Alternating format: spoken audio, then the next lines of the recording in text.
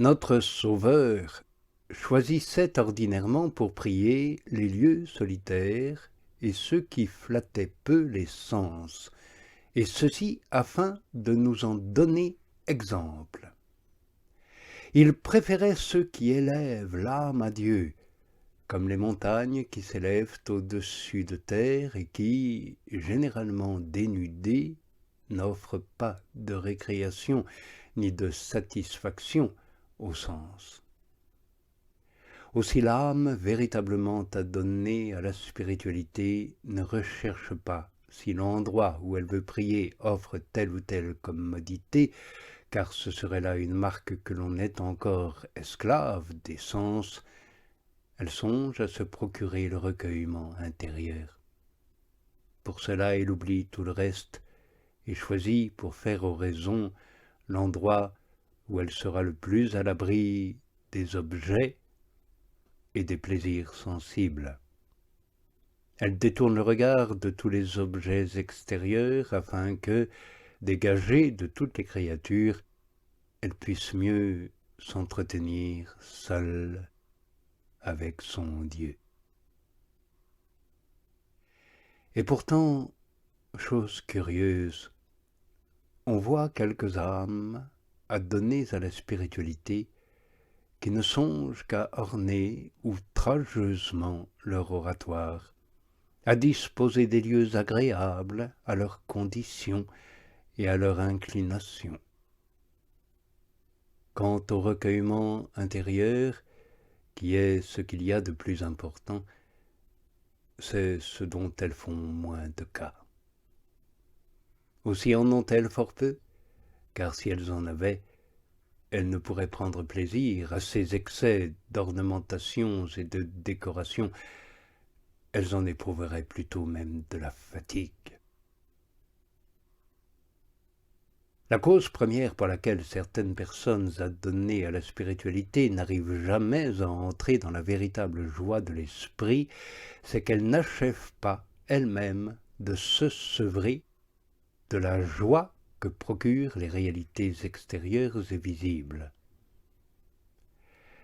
Elles doivent savoir, cependant, que si le lieu convenable et consacré à la prière est le temple ou l'oratoire visible, et si l'image est le motif de la prière, il ne s'ensuit pas qu'on doit réserver son goût et la saveur pour le temple visible ou l'image, tandis que l'on oublierait de prier dans le temple vivant, c'est-à-dire son âme, et de se recueillir intérieurement.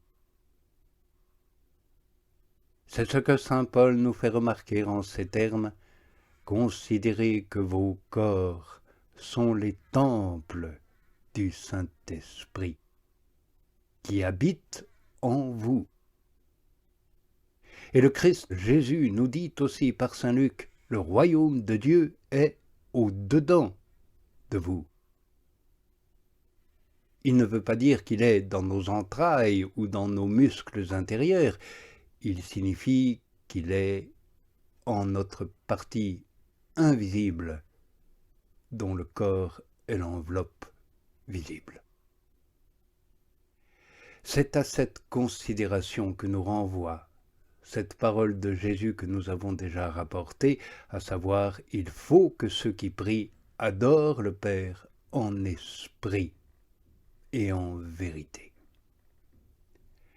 Car Dieu fait très peu de cas de nos oratoires et des autres lieux consacrés à la prière si, parce que nous y mettons notre plaisir et notre satisfaction, nous avons un peu moins de détachement intérieur ou de cette pauvreté spirituelle qui consiste dans le renoncement à toutes les réalités que nous pouvons posséder. Vous devez donc, amis, pour purifier la volonté de la vaine satisfaction et de la complaisance qu'elle met dans le visible et le sensible, ne viser qu'à un but, celui d'avoir la conscience pure, le cœur complètement attaché à Dieu et l'esprit tout occupé de lui. Puis, comme je l'ai dit, on choisit l'endroit le plus écarté, le plus solitaire et le plus sobre qu'on peut pour mettre toute notre joie et notre bonheur à prier Dieu et à le glorifier. Quant à ces petits sentiments de dévotion et à ces douceurs sensibles, n'en faites aucun cas. Appliquez-vous plutôt à les repousser. Si en effet l'âme s'habitue à la dévotion sensible, elle n'arrivera jamais à posséder, par le recueillement intérieur, ces fortes suavités spirituelles qui se trouvent dans la nudité de l'esprit par rapport à tout ce qui est sensible. Vous trouverez aussi de nombreux inconvénients, intérieurs et extérieurs, à rechercher les goûts sensibles dans les objets ou lieux dont nous avons parlé. D'abord du côté de l'intérieur. L'âme n'arrivera jamais au recueillement de l'esprit qui consiste à se détacher de tous ces objets, à oublier tous les goûts sensibles qu'ils occasionnent, à se retirer dans le plus intime de lui-même et à acquérir les vertus solides. Quant à l'extérieur, il en résulte l'inconvénient que l'on ne peut pas prier partout, mais seulement dans les endroits qui sont de notre goût.